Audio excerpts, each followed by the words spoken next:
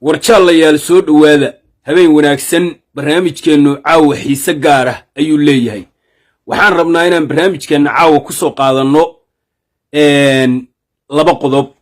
qodobka koowaad waa dawladda Mareykanka oo garab istaagtay maamulka Puntland xalay duqeymo fara badan ayaa buurihii ka dhacay rag badan oo argagixisadii ayaa la laayay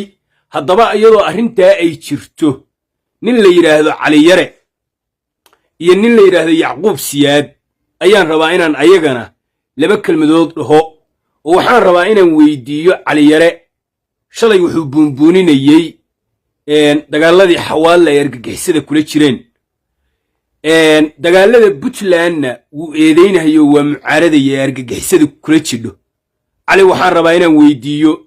argagixisada Puntland iyo kuwa koonfurtu ma kuwa uu heshiis la yahay baa jidha ma kuwa uu col la yahay baa jirta asaga inaan ku dheeraadaan rabaa sidoo kale buuq xalay ka dhashay qoladii dawladda federaalka ilaa xalay waxay lahayd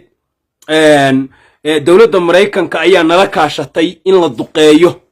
maamulkii Puntlandna waxay leedahay war arrintaas annaga Mareykanka kala xaajoonay idinku shalay baa waxa lahaydeen buurahan argagixisa kuma jidho Puntland qabiil bay ku duushay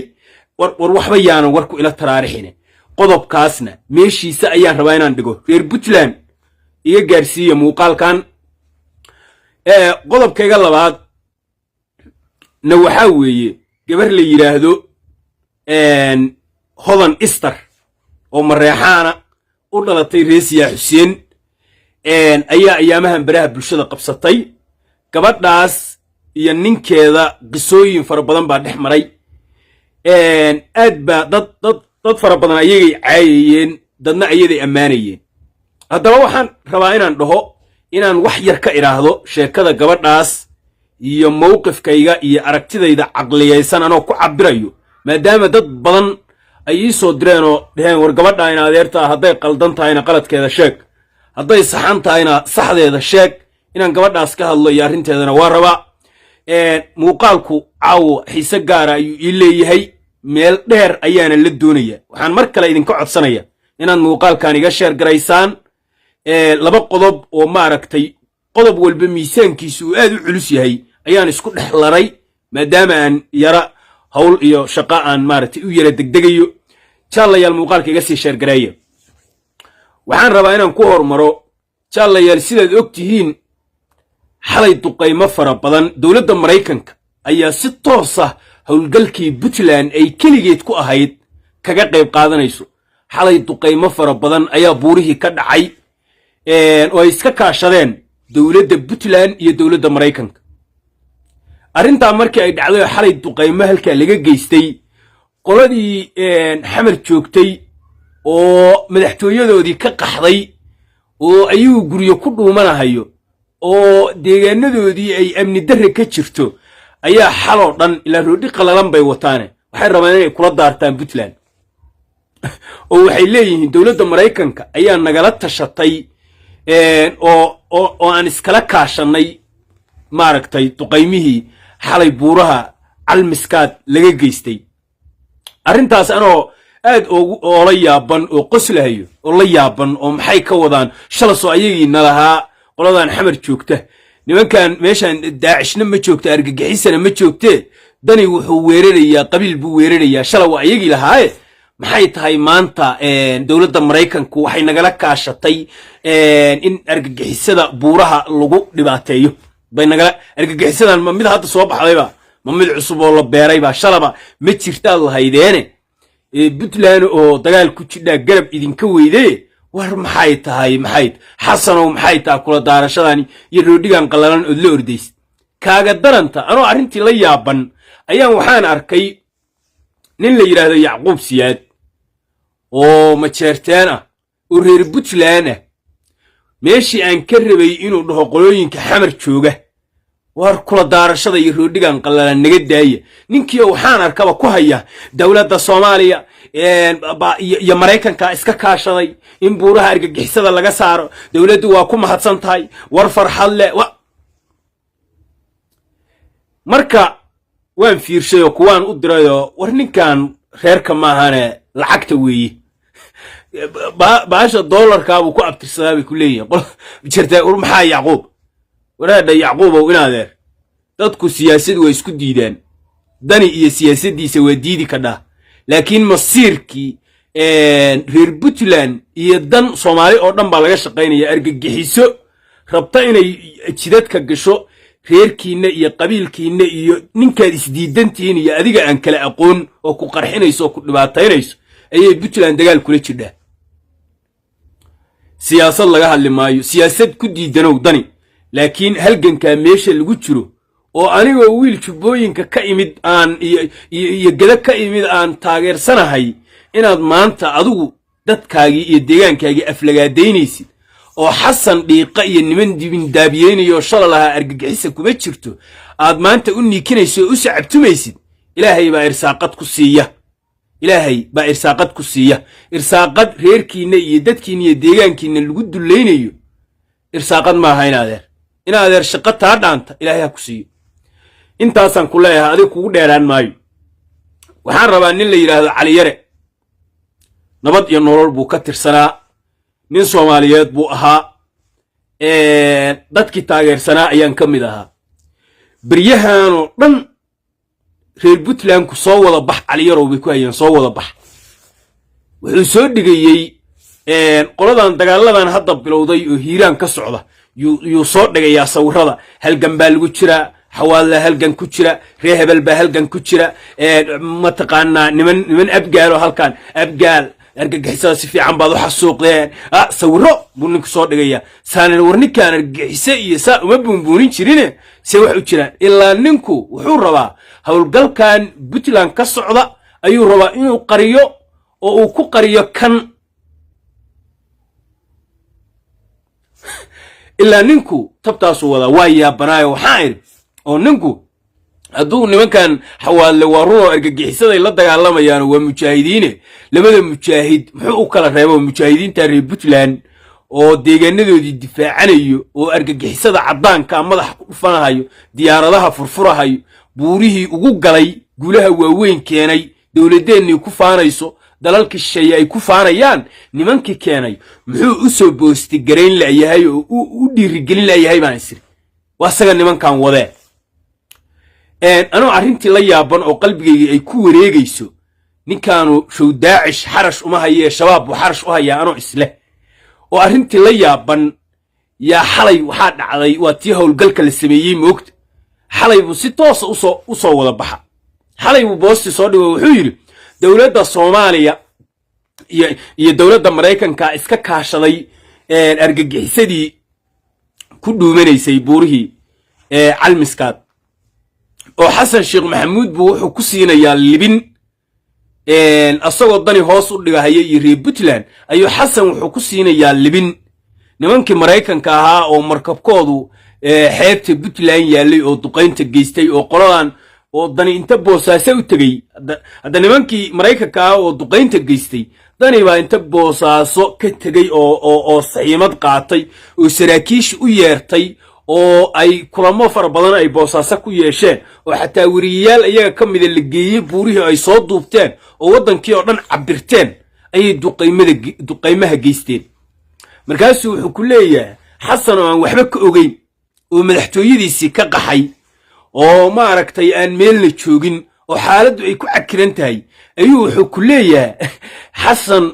oo hadduu fiiri Mareykan uu wax la kaashan karo oo Mareykan xasan iyo rag la midka warkiisa uu maqlayo deegaanadan reerkiisii baa ma aragtay argagixisadu ay adoonsanaysaa maalinba gabar ay jiidanaysaa godhobyada ay u kala bedelanaysaa oo guriyihiisii baa asagiiba cafaayad ku kaadsayay ku saxaroonayay oo xamar ku dhuumanayo deegaanadiisii baan xor ahayn muu kala kaashado argagixisada deegaanadiisa ku xoreysto haddii Mareykan warka xasan sheekh maxamuud uu maqlahayo oo diyaaradaha xasan Mareykanka oo xasan sheekh amro oo meeshu u diray aadayaan adeerow aadan yabaal maxay ahayd runirgood iyo misagawa iyo shabeelooyinka iyo ilaahay inta mu xoreeyo argagixisada ka saar hadduu awood leeyahay nimankan xawaalo mujaahidiinta oo dagaalamahayo Mareykanka ha u dalbo ha ka duqeeyaan waa nimanka xawaal halkan kuma jiraan xawaal هلقن كاسنا ها عاويو أيها كو عاويو ورهذا الرجال وشيكدان خياري اللي سكدايو شيكدان روايات دا ومارك تاي روديغان قلالان ودادك القرات وقايو اللي سكدايو بطلان أيها ديغان دا حريصتي حنيه دي بركتي وكو حريصانيسا داليرا دي با كو غيريونيو دقالها دي كو بخينيسا ما تشيف صدان وما سيحدان buurahaasay ku jiraan argagixisada waa iska saarayaan dawladda Mareykanka way ku mahadsan tahay siday Puntland ugu garab istaagtay inay argagixisada iska xorayso waxaan leeyahay Yacquubna waxaan leeyahay war Yacquubow war colaada adani u qabtid ama ma taqaanaa iyo mucaaradnimada gacan waad mucaaradayo haddana in ma taqaanaa deegaankaagu uu xuroobo ka shaqeeyo oo nimankan xiqdiga iyo doqonnimadu ay ku jidho يسا كدوفسن هل كاسان إلهي كسوهن ونيان لا وحوك سي ديران ماي عن لا هاي نكال ليرا علي يرى وإلهي حقها كتصو وحان نوع الضيساء وكليه هل كاسوال يجيسو جواب عليو واديك بومبونين يارجي حسدا لغولات دغالما هي هيران oo shabaabka wadiga buunbuuninaya jabka loo geystay maxaad ooga hadlilaadahay halganka iyo baabi'inta argagixisada Daacish معناها شباب كان حرشة وهايسا داعش نهشيسا الله تامية مس ده موقتها مس هولقل كان هولقل كو قرنيسا اربوتلان ما قرسوميش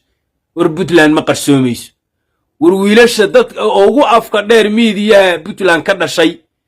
وروا ما قرسوميش وروا ددك اوغو البحسن سومالي وميديا iyo nidaamka bahaga marka nimanaad qarin ka did ma ahane hawshaada iska wado waxba ku dheeraan maayo qodobka halkaasaan uga baxaya waxaan rabaa inaan ka hadlo arinta gabadha walaashaya ee la yiraahdo Hodan Star la yiraahdo gabadhaasu waa hooyo Soomaaliyeed baryahan oo dhan dad baa aflagaadeeynayo caayahayo miidiyaha u soo galayay anu runta la igu yimaadaa runta ayaa la igu yimaadaa gabadha walaashaya ha ahaato hadday qaldan tahay qaladkeeda waa u sheegaya wiilkuna waa nin adeerkay waa nin dhulbaanta gabadhuna waa in adeertay maalin bay ii kala sukeeyaan maalin ay ii kala sukeeyaan haddana xaqa iyo runtu dad baa ku dhageysanayo war waxaana waa run waxaan inaad idinku qaadataan xaqiiqadan rabaa waxaan rabaa gabadhaas dadka aflagaadeeniyo